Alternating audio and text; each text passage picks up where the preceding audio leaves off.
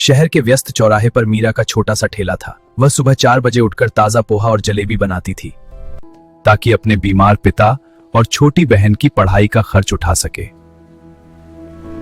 लीजिए बाबूजी, एकदम गर्मा गर्म है। सफाई का पूरा ध्यान रखा है। एक प्लेट देना मीरा। सच कहूं तुम्हारे हाथों के स्वाद के आगे बड़े होटलों का खाना भी फीका है। आदित्य रोज मीरा के पास आता। उसे मीरा की गरीबी से नहीं, उसके संघर्ष और सच्चाई से प्यार हो गया। उसने घर जाकर अपनी माँ सावित्री देवी को सब बता दिया। घर में हंगामा मच गया। आदित्य की भाभी बरखा, जो खुद एक करोड़पति की बेटी थी, उसने जहर उगलना शुरू किया। आजी, कहाँ मैं और कहाँ वो सड़क छाप लड़की? क्या अब हमारे घर में नौकरानियों जैसा खाना बनेगा? समाज में हमारी क्या इज्जत रह जाएगी? उस ठेले वाली को मैं इस घर की बहू बनाऊं? आदित्य, क्या हमारे खानदान का स्तर इतना गिर गया है? माँ जी, ऐसी लड़कियां अमीर लड़कों को फंसाने का जाल बुनती हैं। ये हमारे घर में आएगी तो अपनी गरीबी की बदबू भी साथ लाएगी। लेकिन आदित्य अपनी बात पर अड़ा रहा। मजबूरन सावित्री देवी को भारी मन से यह शादी स्वीकार करनी पड़ी। मीरा एक साधारण सूती जोड़े में विदा होकर उस आलीशान महल में पहुंची।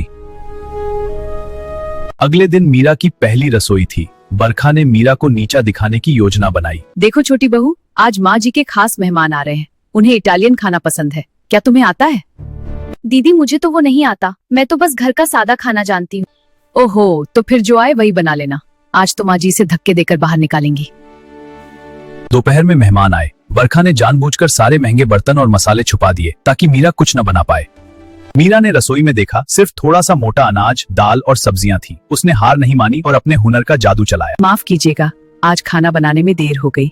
मेरी नई बहू जरा। तभी मीरा बाहर आई।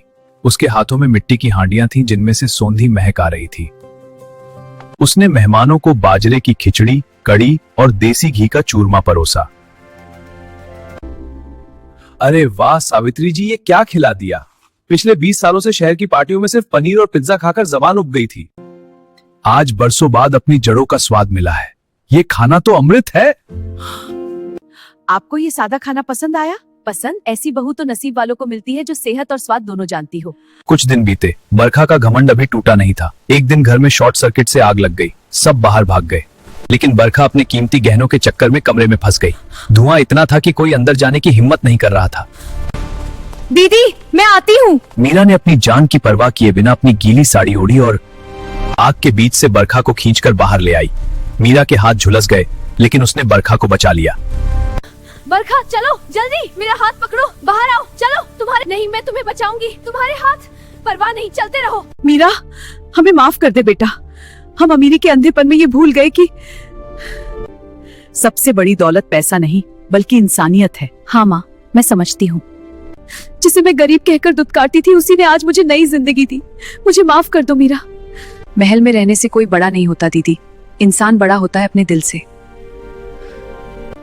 आज अगर मैं अपनी जान की परवाह करती तो मेरा परिवार बिखर जाता। उस दिन के बाद सावित्री देवी ने खुद मीरा के साथ मिलकर सड़क किनारे गरीबों के लिए एक बड़ी अन्नपूर्णा रसोई खोली। बरखा अब मीरा की सबसे अच्छी सहेली बन गई और उस घर से गरीबी अमीरी की दीवार हमेशा के लिए गिर गई। ऐसा आज है कल नहीं, पर संस्कार हमेशा रहते हैं। अगर आप मीरा की बात से सहमत हैं तो वीडियो को लाइक करें। नीचे दिए गए सब्सक्राइब बटन को दबाएं और इस कहानी को अपने दोस्तों के साथ शेयर करना न भूलें।